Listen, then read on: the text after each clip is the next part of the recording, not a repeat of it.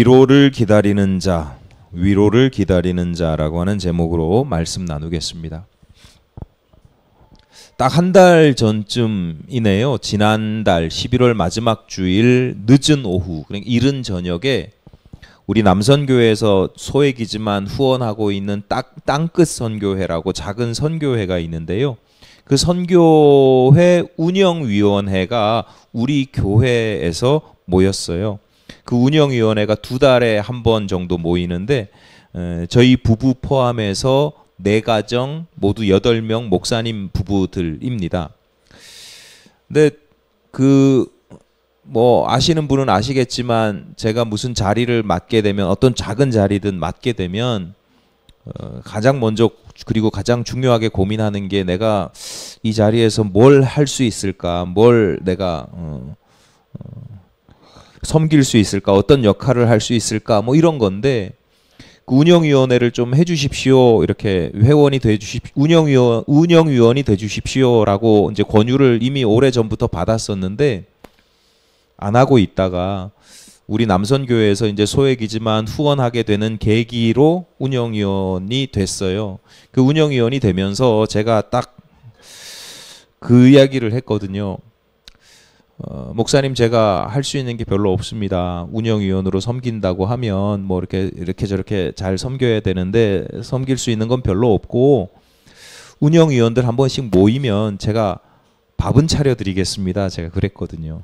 밥 차리는 건 제가 소박하지만 거칠지만 밥상 차려드리는 것 정도는 하겠습니다. 그렇게 얘기를 했어요. 왜냐하면 저는 늘 제가 할 수 있는 만큼, 그리고 할 수 있는 만큼이 아니라 할 수 있되 지속적으로 할 수 있어야 되고 또 내가 기쁘고 즐거운 마음으로 감당할 수 있는 뭐 그 정도 수준에서 항상 저를 제어를 하려고 하니까요. 그러니까 11월 마지막 주일날 우리 교회에서 운영위원회를 하니까 제가 뭘 해야 되냐면 밥을 차려야 되는 거예요. 근데 그날이 마침 교회 김장하는 날이었거든요. 그래서 새로 만든 김치도 있겠다. 그날 오후에 이제 운영위원회도 있으니까 우리 김장할 때마다 수육을 삶으니까요. 그 수육을 좀 이왕이면 좀 넉넉하게 삶아 두었죠. 그런데 제가 해놓은 말이 있잖아요. 밥은 차려드릴게요 그랬는데 이것만 하기에는 좀 미안한, 좀 아쉬운 마음이 들어서 아무래도 음식을 하나 좀 더 해야 되겠다, 그런 생각을 했어요.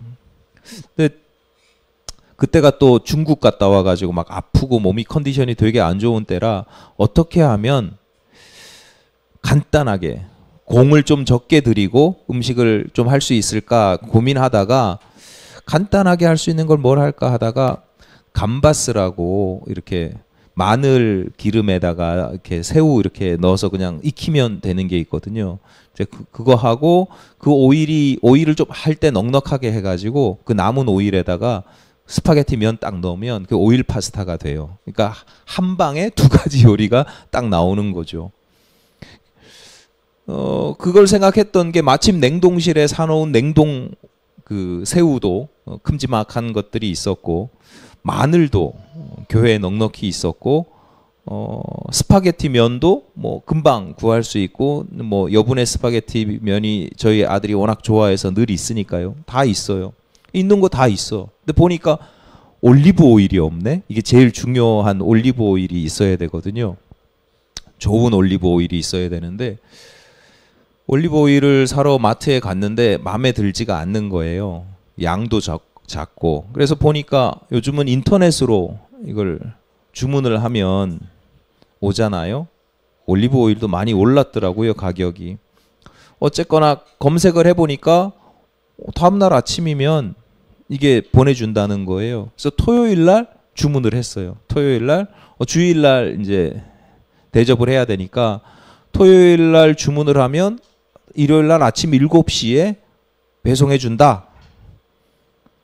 주문을 했는데 주일날 아침에, 그러면 교회 오기 위해서 아침에 집에 문을 딱 열면 앞에 박스가 있어야 되잖아요. 있었을까요? 없었을까요? 네. 없었으니까 제가 이야기를 하겠죠. 안 왔어요. 제가 자주 주문을 하진 않지만 한 번도 그런 적이 없는데 이상하게도 그날은 배송이 안 왔어요. 그날 주일날 제가 주일 예배를 인도하고 하루 종일 그 아침부터 늦은 오후까지 하루 종일 내내 제 마음 한편에 계속 자리 잡고 있는 어떤 하나의 정서가 있었는데 그게 뭐겠습니까? 기다림이에요, 기다림. 아침 7시까지는 안 왔지만 그날 올 거 아니에요. 언제든 와야 되잖아요. 그게 10시에 올 수도 있고 12시에 올 수도 있고 3시에 올 수도 있고 언제 올지는 몰라. 근데 그날 올 거 아니에요. 마음 한편에 계속 기다림이 있는 거예요. 결과적으로는 그 늦은 오후 시간까지도 오지 않아서 근처 대형마트에 가서 오이를 따로 급하게 싼 걸로 사야 했었는데요. 뭐 약간의 수고스러움과 짜증도 있었지만 있을 수 있는 일이라고 저는 여기기 때문에 마음을 또 다스려야 된다고 생각을 했기 때문에 잘 넘어갔어요. 다스릴 수 있었어요. 그런데 그걸 다스리면서 제 마음 가운데 계속해서 기다린다는 게 뭘까 이런 생각들을 자꾸 하게 되는 거예요. 아니 이깟 올리브 오일이 뭐라고, 이게 아니 급하면 가서 마트에 가서 그냥 사면 되는데 내가 이걸 왜 기다리고 있냐고. 이거를 나는 왜 이걸 이토록 간절히 기다리고 있나. 귀한 것도 아니고 어마어마하게 비싼 것도 아니고 가보면 그냥 마트에서 쉽게 구할 수 있는 건데 내가 왜 이렇게 기다리고 있는가. 기다리고 있는 나를 보면서 이게 나를 성찰하면서 내가 왜 이렇게 기다리고 있나 봤더니 중요한 이유가 하나 있는데 약속이 있기 때문에 그런 거예요. 약속. 그날 오전까지 배송해 주겠다라는 그 약속이 있으니까, 아니면 그날이라도 늦게라도 오전 7시까지는 아니라도 지나서라도 오겠다는 약속이 있으니까 기다리는 거예요. 만약에 그날 배송받지 못할 가능성이 있다라고 했으면 일찍 포기하고 일찍 마트에 가든지 아니면 그 전날 주문하지도 않거나 다른 방법을 찾았겠죠. 그래야 속 편하니까. 기다리고 있는 계속 내내 이게 좋은 마음만 있는 게 아니잖아요. 분주한 주일날, 목사에게 가장 신경 써야 될 것이 많은 그 주일날, 분주한 날, 그걸 기다리고 있을 여유가 어디 있겠어요. 근데 내가 왜 기다리고 있지 보니까 약속이 있었고, 그리고 한 번도 그전에는 그 쿠땡이 한 번도 약속을 어긴 적이, 제가 어김을 당한 그 경험이 한 번도 없었던 거예요. 그 믿음이 있으니까 혹시나 조금 늦어지겠지 하면서 계속 기다린 거예요. 결과적으로 다시 말씀드리지만 그날의 기다림은 실패했습니다. 하지 않아도 될 수고를 더 했어요. 비용도 더 들었어요. 그날 밤에 왔거든요. 반송을 안 시켰어요.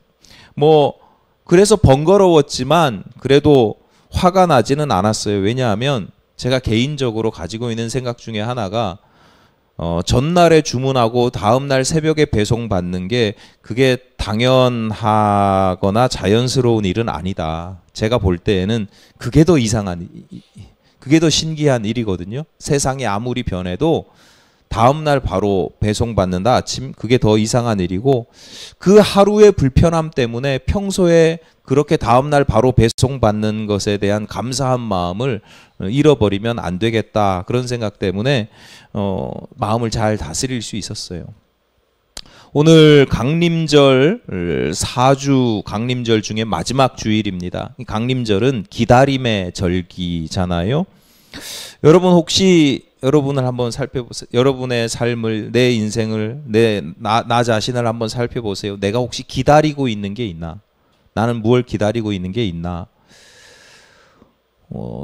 제가 방금 전에 말씀드린 것처럼 택배를 주문한 사람은 택배를 기다릴 수도 있고, 또 좋은 소식을 기다릴 수도 있고, 어떤 좋은 자리, 좋은 사람, 좋은 만남, 이런 것들을 기다릴 수도 있죠. 그 기다림이라고 하는 게 때로는 길 수도 있고, 생각보다 길어질 수도 있고, 또 지루해질 수도 있습니다. 아무리 기다려도 이루어지지 않는 그런 기다림도 있죠. 그럼에도 불구하고 그 대상이 무엇이든지 기다림이 있다는 것 그 자체로도, 사실은 그 자체만으로도 즐겁고 행복한 일입니다. 성취될 가능성이 있다라고 하는 것이고, 더 나아가서 기다리게 할 만큼 약속이 있기 때문이에요. 여러분, 반대를 생각해 보시면 돼요. 내 인생에 기다림이 없다. 기다리는 게 없다. 이게 아무 소망이 없다는 거거든요. 기대가 없고 포기하는 삶이죠. 예전에 요즘 젊은이들을 이제 규정하는, 참 그런 거 보면 누가 정하는지 재밌는데, 규정하는 것 중에 하나가 3포 세대였잖아요. 연애를 포기하고 결혼을 포기하고 출산을 포기해서 3포 세대였는데, 얼마 지나지 않아서 5포 세대래요. 내 집 마련하는 거 포기하고 인간관계 포기하고, 요즘은 7포, 9포를 넘어서 뭐 그다음에 뭐가 더해서 7포다, 뭐가 더해서 9포다 그러더니 요즘은 다포 세대래요. 그냥 다포. 만을 단지 다 포기하는 건지 모르겠는데 다포 세대라고 합니다. 취업, 건강, 꿈 이런 것들 다 포기한답니다. 여러분, 기성세대들이 볼 때 젊은 세대들이 물질적으로 풍요로워 보일 수도 있고요. 인생을 막 잘 즐기는 것처럼 보이기도 합니다. 때로는 저도 기성세대니까 야, 겁도 없이 저렇게 쓰고 즐기다가 어떡하려고 그래, 겁도 없다, 이런 생각이 들기도 해요. 그럼에도 불구하고 젊은 청춘 청년들을 보면 가장 먼저 개인적으로 드는, 가장 크게 드는 마음은 안타까움이고 불쌍함입니다. 왜냐하면 기성세대들은 힘들고 어려워도 기대가 있었거든요. 내가 10년 후, 20년 후, 30년 후 어떻게 될 거야, 어떻게 살 거야 라고 하는 기대가 있었고 소망이 있었단 말이죠. 그날을 기다렸단 말이에요.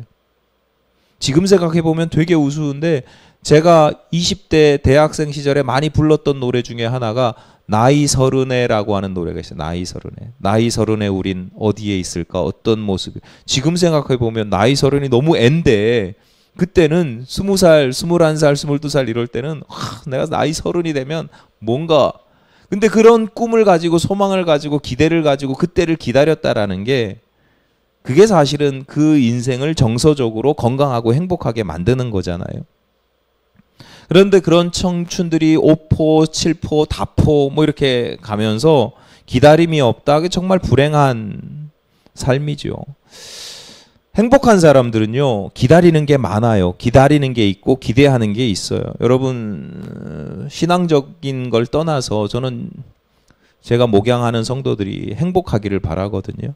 여러분, 행복하시려면 기대가 있어야 돼요. 기다림이 있어야 돼요. 그게 요원한 것처럼 보여도 그게 무엇이라 할지라도 그게 무엇인지는 그 다음 문제고요. 일단은 내가 기다리고 기대하는 것, 나를 행복하게 하는 기대, 나를 행복하게 하는 기다림이 있으시기를 바랍니다. 포기하지 마십시오. 유대인들은, 성경시대의 유대인들은 아기가 태어나면 8일째 되는 날 성전에 아기를 데리고 가서 할례를 행했고요. 산모는 정결 예식을 치러야 했습니다. 그게 법이었습니다. 예수께서 태어나신 지 8일 만에 그 아기 예수와 그 부모가 마찬가지로 할례를 행하고 정결 예식을 행하기 위해서 성전을 방문했거든요. 성전에 방문했는데 낯선 할아버지가 한 분이 오시더니 알아보고는 이 아기 예수를 품에 안아들고 하나님을 막 찬송하는 거예요. 그리고 그 가족을 축복하는 거예요. 그리고 이 장차 이 아기 예수에게 일어날 일을 예언까지 하는 거예요. 그 가족에게 일어날 일을 예언하는 거죠.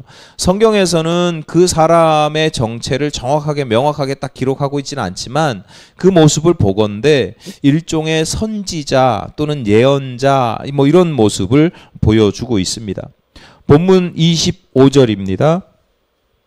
예루살렘에 시므온이라 하는 사람이 있으니 이 사람은 의롭고 경건하여 이스라엘의 위로를 기다리는 자라, 성령이 그 위에 계시더라.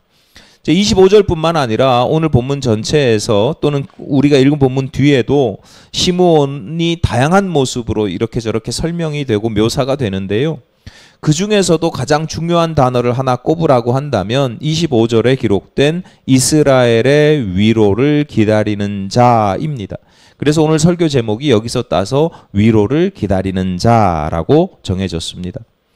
시므온이 왜 이스라엘의 위로를 기다리는가? 26절입니다. 그가 주의 그리스도를 보기 전에는 죽지 아니하리라 하는 성령의 지시를 받았더니, 성령께서 시므온에게 지시하셨다는 거예요. 약속하셨다라고 하는 거예요. 강림의 절기를 우리가 지내면서 앞서 예수의 탄생과 관련된 몇 사람을 살폈는데, 그 부모 요셉과 어머니, 아버지 요셉과 어머니 마리아였습니다. 성경에서는 요셉을 의로운 사람이라고 정의 내리고 있고, 어머니 마리아를 은혜를 받은 자라고 설명하고 있습니다. 그러니까 하나님은 의로움, 하나님의 의로움을 가지고 가는 사람, 가지고 있는 사람, 그리고 싸구려 은혜가 아니라 진정한 은혜에 순종하는 사람을 통해서 큰 일을 행하시는 걸 보여주고 있습니다. 당신의 동역자로 삼으셨어요. 그런데 마리아와 요셉은 사실 스스로 미리미리 준비된 사람은 아니었어요. 하나님의 사용하심, 하나님의 동력, 하나님께서 내가 너를 쓸 거야, 뭐 이걸 막 기다리고 기도하고 사모하고 그런 사람은 아니에요. 어느 날 갑자기 하나님께서 뜬금없이 택하셔가지고 갑자기 끌려 사용된 거죠. 반면에 오늘 본문의 시므온은 다릅니다. 하나님께서 일찍이, 아마도 오래전부터 이 시므온에게 예언의 말씀을 주신 것 같습니다. 시므온이 그 아기 예수를 안고 하나님을 찬송하는데 그 첫 마디가 29절입니다. 주제여 이제는 말씀하신 대로 종을 평안히 놓아 주시는도다. 그러니까 이 시므온이 이제 약속을 받은 거예요. 성령으로부터 약속을 받은 거예요. 메시아를 내가 보내줄 거야. 너가 볼 거야. 너 살아생전에 볼 거야. 했는데 기다려도 볼 수가 없는 거예요. 그러다가 이제 딱 보면서 이제야 이루어졌군요. 이제 나를 평안히 놓아주시는군요. 이렇게 찬송을 하는 거예요. 하나님께서 하시는 일들을 보면 꽤 오묘하게 느껴질 때가 종종 있습니다. 사람의 생각으로 생각해 보면 하나님이니까, 신이니까 신적 능력을 가지고 그냥 막 역사하면 될 것 같은데 하나님 이상하게 그렇지 않아요. 사람의 논리와 판단으로는 이해하기 어려운, 도무지 이해하기 어려운 복잡다단한 모습이 있습니다. 그래서 이걸 신학적인 표현으로 섭리라고 표현을 해요. 하나님께서 세상을 다스리시는데, 세상을 운영하시는데 하나님의 이상한 하나님의 방식이 있다는 거예요. 그걸 알지는 못하지만 하나님의 방식이 있다, 섭리라고 해요. 오늘 본문의 경우도 마찬가지입니다. 그냥 그리스도 보내시면 되지. 그걸 굳이 한 사람에게 미리 알려주시고 너 기다려야 돼, 기다리라고 하십니다. 얼마나 목이 빠지게 기다렸는지 이제야 종을 평안히 놓아주십니다 라고 노래합니다. 왜 그냥 기다리면 되지, 시므온은 그냥 기다리면 되지, 왜 이제야 평안히 나를 놓아주십니다 라고 찬송합니까? 이 시므온에게 이 그리스도를 내가 보낼 것이고 너가 목격할 것이다 라고 하는 것은 시므온에게 단순한 기다림이 아니라 이게 사명이었기 때문입니다. 내가 이걸 봐야 되는 거예요. 내가 봐야 돼. 보고 그 가족에게 예언의 말씀을 전해야 되는 거예요. 하나님의 뜻을 전해야 되는 거예요. 다시 말씀드리지만 기다림이 있는 사람이 행복합니다. 정서적으로 건강합니다. 자, 그러면 여러분은 기다리는 게 있으면 행복하고 건강한데 여러분은 도대체 어떤 것을 기다리고 있습니까? 또는 나는 어떤 것을 기다리고 싶습니까? 합격 증서? 로또 당첨? 뭐 이런 것도 좋죠. 성도에게는, 내가 신앙인으로 살아간다, 내가 평생 신앙인으로 살아가겠다라고 하는 성도에게는, 특히 하나님의 동역자로서의 정체성을 가진 성도들에게는 기다림도 일종의 그냥 막연한 기대와 소망을 넘어서 기다리는 것 자체가 사명입니다. 왜냐하면 내가 기다리고 싶은 것, 내가 기대하는 것을 기다리는 것도 중요하지만 또 한편으로는 내가 기다려야 하는 것을 기다리는 겁니다. 그러니까 하나님께서 너 이걸 기다려야 해. 이 하나님께서 기다리라고 하는 것을 기다리는 것이 성도로서 아주 매우 중요한 일이기 때문이죠. 여러분, 이런 일들이 종종 있습니다. 제 아내가 어릴 때 신앙생활 했는데 그 집에서, 가정에서 혼자 어릴 때 혼자 신앙생활을 했잖아요. 그 동생이랑 그냥 교회 학교 놀러 다니듯이 막 다녔는데 그래도 그때도 열심히 다녔어요. 어린 마음에 그 부모님이 예수를 믿는 것이 간절한 기도 제목이었어요. 그래서 하나님께서 우리 가족을, 우리 가정을 구원하실 것이다 라고 하는 약속을 믿고 기도했는데, 생각해 보세요. 그 당시에 얼마나 이게 말 그대로 요원한 일이에요. 초등학교 1, 2학년짜리 아이가 우리 엄마, 우리 아빠 교회 다니게 해주세요, 예수 믿게 해주세요 기도하는데, 그거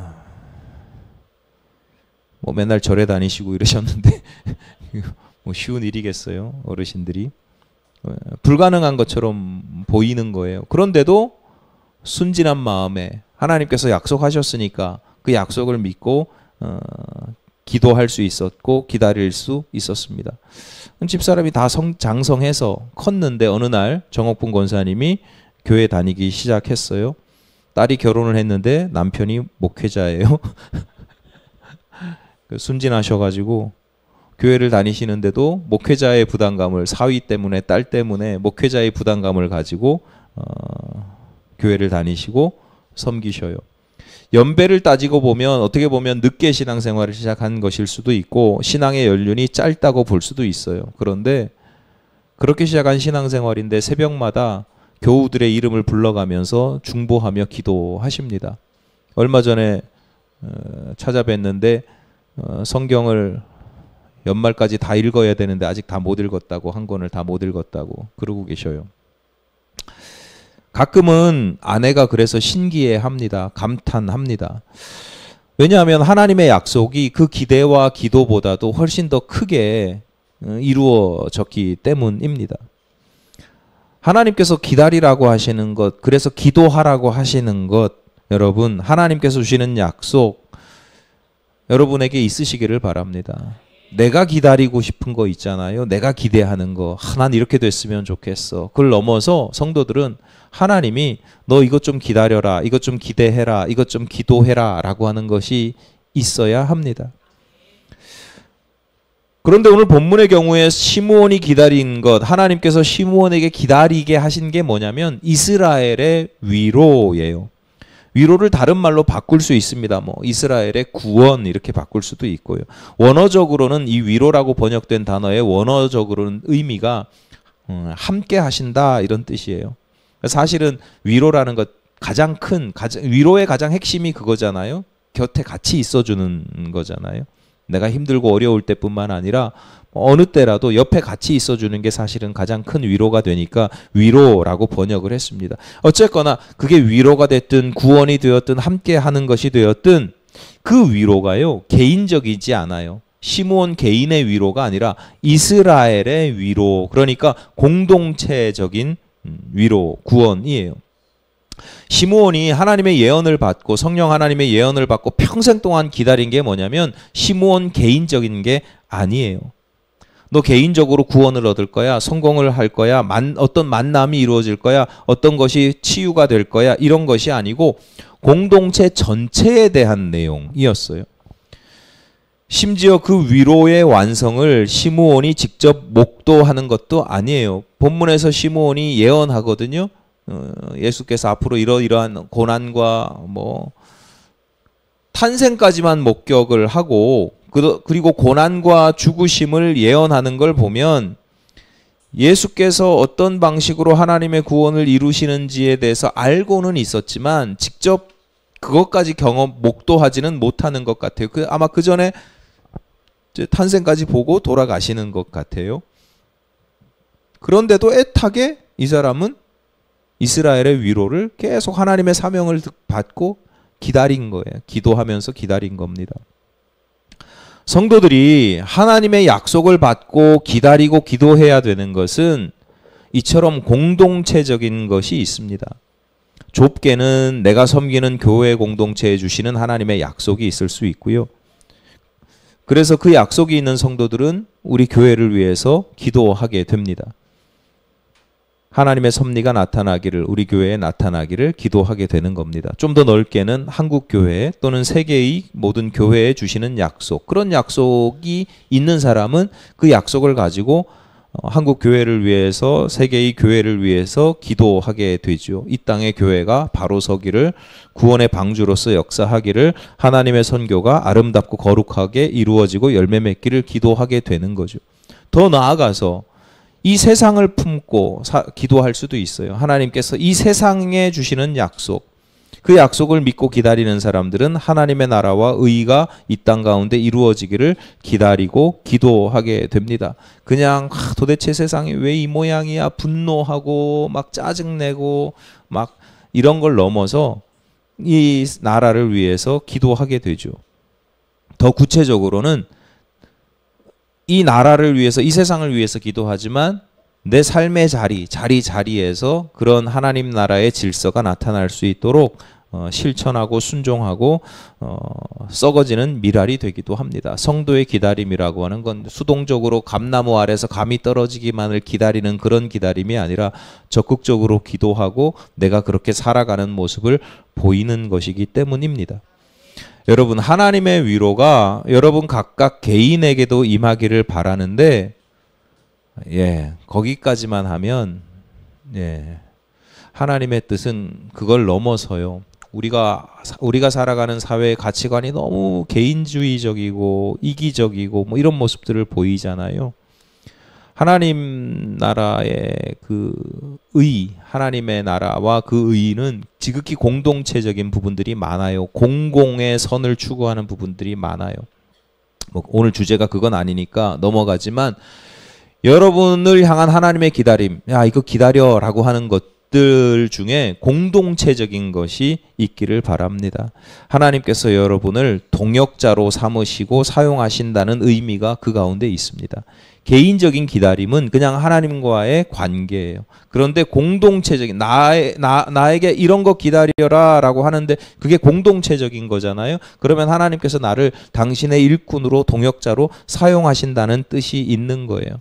이 세대를 향해서 또는 다음 세대를 향한 하나님의 계획을 깨닫고 바라고 기도하게 되는 겁니다. 그래서 우리의 삶이 가치 있는 삶이 돼요. 내 개인의 삶을 개인의 기다림을 추구하는 게 무슨 가치가 있고, 하나님 보시기에 무슨 가치가 있고 무슨 의미가 있어요? 내가 함께 살아가는 두세 명이 됐든 공동체적인 기다림을 가지고 그것을 위해서 기도하고 기다리는 게, 그럴 때 하나님께 쓰임 받는 거고 의미 있고 가치 있는 삶이 되는 겁니다.